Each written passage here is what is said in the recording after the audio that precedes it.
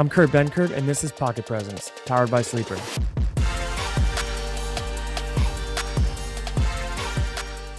What a beautiful morning to dive into some football.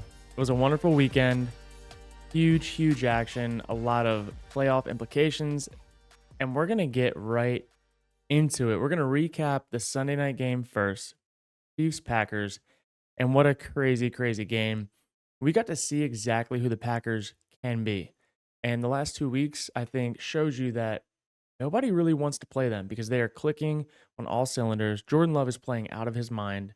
The defense is playing really well, and they look like a complete team for the first time in a really long time. And I know Packers fans are super happy about it. I'm happy about it by affiliation.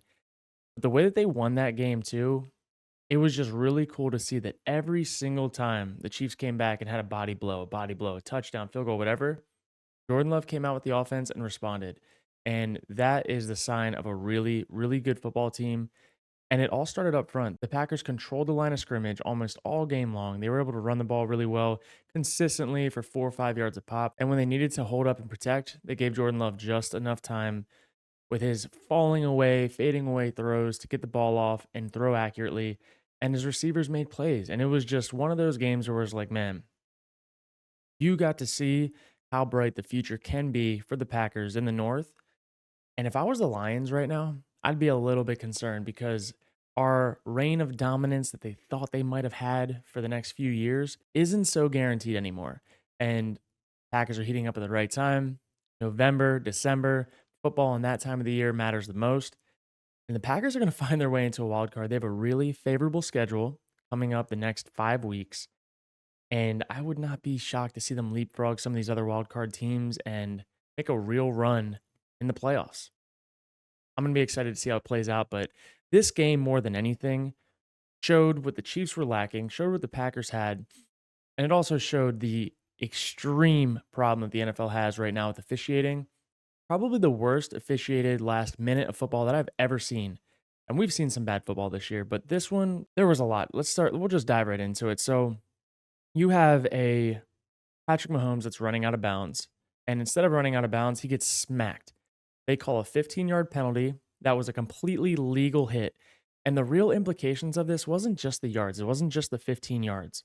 It was the stopping of the clock, because if he gets hit and is not going out of bounds forward, that could potentially keep the clock rolling. So we're going to go there. Give him the free 15 yards, great.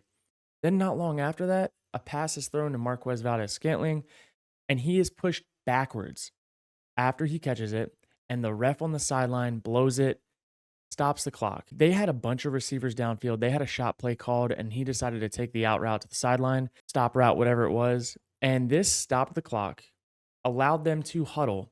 And in reality, what it would have caused is the next play either to be a spike or to be a hurried up play that maybe they just get another 5 yards. And it would have taken at least 20 to 25 seconds off the clock with how deep the receivers were downfield. So that play alone allowed the Chiefs to regroup. Those two, I mean, it was a swing in like 30-something seconds, and then it was followed up by an OPI call, which it was PI. Like, that was PI. But in the grand scheme of things, he shouldn't have even been that close to call that play to where the ball would have gotten to the 5 or 10-yard line to get a PI. Like, everything that led up to it on that drive is what really frustrates me, because the refs weren't bad all game. They were letting the guys play. But in prime time, Sunday Night Football, when it matters most, the refs look like they had never reffed a game before. I mean, it's like the most blatant things that you see in football that you're just like, what is this? Is this a replacement crew? So I think the biggest problem with everything is that the NFL is taking gambling and pushing the sponsorship dollars there. They're taking all of these ads and everything, and they're just throwing it at people. Hey, come gamble on all these games.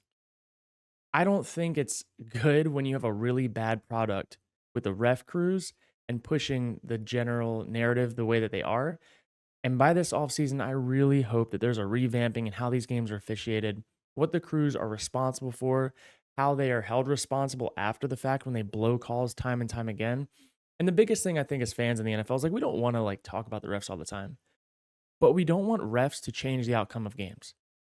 And the Chiefs at the end of that had no right being in the game after those 2 blown calls. They had no right being in that game. But then also on the flip side, if you're a Chiefs fan, okay, there's 2 calls, they went our way.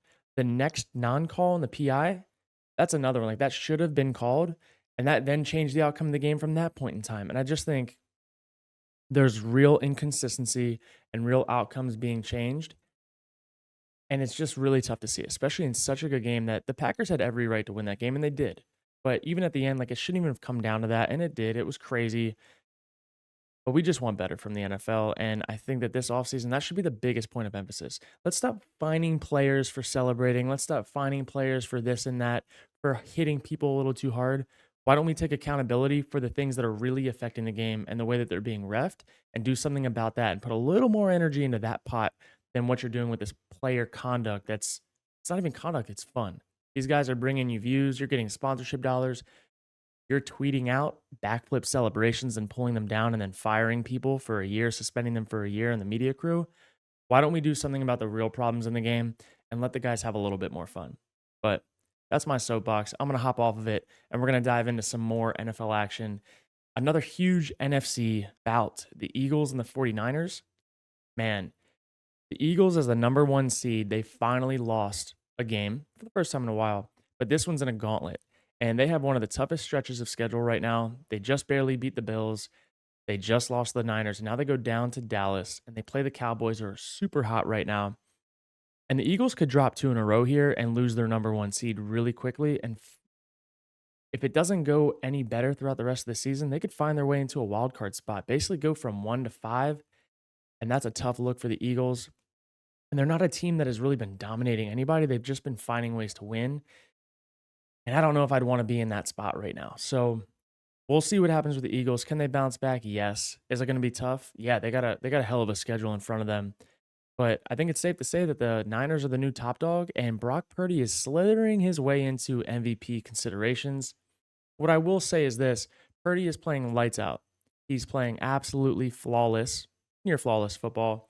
He's getting a lot of help from his guys around him, but like you can't fault the guy for his playmakers balling out, making plays, turning screens into touchdowns. He's doing exactly what he's being asked to do and more. And the guys around him are playing really well. And I think the guys around him are playing well because he's playing so well. So it's this back and forth. Like, I don't think you can knock him for it. I don't think you can give him extra credit. But Purdy really is in the MVP conversation. And I think right now, that three-way race of quarterbacks is Brock Purdy, Dak Prescott, and CJ Stroud. And holy shit. Who would have thought that in week 14, that would be who we're really talking about in this MVP consideration? But here we are. And the Niners are rolling. I think they're top dogs. And it's going to be a really wild race on that side of the NFL and the NFC. So I'm excited to see how it plays out. We also needed to go down to the AFC South, and CJ Stroud, another MVP conversation finalist, in my opinion. And he is doing everything that he can to elevate this Houston Texans football team. He's winning in shootouts. He's winning in gutsy games. And even in games that they're losing, they're only in the games because of him. And he's balling. And he has all the physical tools. He can do it all, obviously. And now, as a rookie, he is leading the NFL in passing yards through 13 weeks. And it's kind of crazy because you look on the other side of it, who had the number one overall pick? The Carolina Panthers. And what have they done? They've already fired their coach. Meanwhile, the Texans are gearing up to be a juggernaut in the South. I know that they just lost to the Jaguars not long ago, but the Texans look like they have the highest ceiling of any team down there. And they kind of remind me of the Packers. Like they're a team that nobody really wants to play. They may not be 8-3, whatever, 8-4, but I don't think anybody really wants to have to play them this year. And if you look at the Broncos have been playing really good football, and they've been on a streak, a winning streak. Russell Wilson's been playing well, protecting the ball. They've had a good run game and a solid defense. And what did CJ Stroud do? He lit them up. CJ Stroud went 16 of 27 for 274 yards and a passing touchdown. Also had 11 yards on the ground. The plays that he did make, he was throwing dimes. He was throwing into windows with people in his face, off balance, scrambling, buying time in the pocket. Like he's doing everything that he can to elevate this team. And again, if you look at them on offense, like they don't have like the biggest weapons. Tank Dell got hurt. Nico Collins is his guy. Like that's who he's got right now, Nico Collins. But Tank Dell looks like he's going to be out for a little while. We'll get more info on that soon. It's Monday morning while I'm recording this, but it's a really bright future for the Texans. And if CJ Stroud can stay healthy, the Texans are going to be good for a long time. It's with this playoff race heating up, like it really feels like the last 3 spots could be anybody's for the most part. If you look at the AFC, you got the Dolphins, who are first in the AFC, in my opinion. I think they have a little bit more upside than the Ravens do. But the Ravens are also that's a really unique way that they play football. They're controlling the clock, running the ball, and Lamar's playing well. So like Dolphins and Ravens, 1 or 2, 1A, 1B, however you want to look at it. But then you got the Jaguars who are 3. And are they 3? I think so for now. The Chiefs aren't who I thought they were. They aren't who many people thought they were. And their flaws are starting to show up late in the year. They don't have a receiver that they can count on in a deep threat situation. They don't have anybody that can really stretch the field at all. And they're playing this game of football right now, basically 20 yards and under. And that's not a good way to play. It's not a way to be consistent as a team. And right now, like if I was the Chiefs, you got the Texans creeping up on you. You have the Bills who are going to be creeping up on you. The Broncos even obviously have already beaten you. Like I know the Chiefs are going to win their division, but as soon as they get into the playoff race and have to play a wild card team, I don't know who they actually match up well against. They've been knocked off a few times in the past few weeks, and they're not trending in the right direction. And then you have the Steelers, who right now are like 5th in the AFC, but they just lost their quarterback, and they actually were looking promising. They just lost to the Cardinals. Kenny Pickett was out, but losing your quarterback right now in that situation, I would not put any trust in Trubisky. So I don't even know if the Steelers are going to make the playoffs. Then you have the Colts, who are trending in the right direction, just won an overtime game. They're 7-5. Again, we got 7 teams that are going to make the playoffs. And if I had to rank the AFC right now, I'd go Miami Dolphins 1, Ravens 2, Jaguars 3. I would take the Texans 4, even though I know that the Chiefs are going to get that spot. But just in terms of power rankings, Texans 4, Chiefs 5. I'd go Colts 6, and then Bills 7. I think the Bills find a way to make it into the playoffs this year, especially with some of the losses that just came up on some of these teams. That's kind of how I look at it right now. And then now flip into the NFC side, like it's just getting crazy. The Eagles are 10-2 right now. The Niners are 9-3. The Lions are 9-3, but they're not playing their best ball. Then you have the Cowboys at 9-3. Then you have the Falcons. They're in obviously NFC South. They're going to win that division most likely. You got the Packers, Vikings, Rams. The way that I look at this NFC side, this is how I would rank them. Niners 1, Cowboys 2, Eagles 3, Packers 4, Lions 5, Falcons 6, Rams 7. And again, I know that the Lions have a better record than the Packers, but right now, if you're just taking who is going to play who and who would beat who, I would put the Packers where I put them. So the NFC, again, seeding matters. A lot of these teams are going to benefit from early wins in the year, going to get a better seed. But as anyone knows, all that matters is how are you playing football in December and January come time for the playoffs. And right now, that's the way that I see it. Now for our last part, I know we've got fantasy playoff races heating up. For most leagues, this is the last week of the regular fantasy football season, and every bit matters. If you guys listened last week, you heard me talk about the defense and special teams that I really was looking to in waivers. Chargers defense, shout out. They got me 22 points, picked them off of waivers. I'm in full fade New England, by the way. And then I also picked Jason Sanders off of waivers as well while I had Tucker on bye week. And between those two players, they got me 32 points in fantasy. So again, I'm going to reiterate, we're at a point in time in fantasy where every point matters. It oftentimes leads to tiebreakers, and you need to find good matchups in the kicker and defense position to get you extra points this week. So go to your waiver wire, find the matchups. Right now, the guys that are available or teams that are available in my leagues for next week, Packers versus Giants. I love the Packers defense, by the way, against the Giants. I think that's a really easy grab. Projected at 9.3 points. I also think you could grab the Houston Texans defense against the Jets. Those two are probably better matchups than you have in your lineup currently. So don't be afraid to swap leading into playoffs and get the best team, the best defense for that week available. Get them into your lineup. And then kickers as well. One that I really like on waivers right now, which should be available in most of your leagues, is Jake Moody, San Francisco's kicker versus Seattle. That will be a home game. They should score a lot of points just like they did last week. And that's probably a really safe bet. Anybody else I don't really love? I think Buffalo might pop off a little bit against Kansas City. So Tyler Bass projected 8.7 points.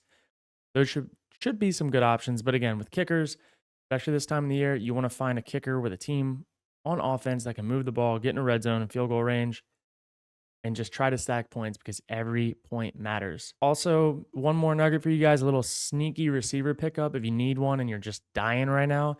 Jonathan Mingo had 10 targets this past week for the Panthers. Panthers offense wasn't as bad as they have been in recent weeks.